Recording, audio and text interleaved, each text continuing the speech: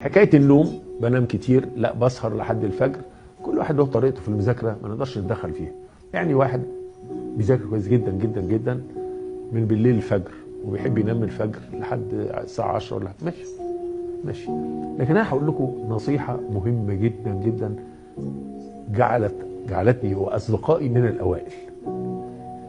اشرح اللي ذاكرته، اشرح اللي ذاكرته، هيثبت في مخك بطريقه غير عاديه. نمره 2، لا يمكن تشرح حاجه مش فاهمها، لا يمكن تشرح حاجه مش فاهمها.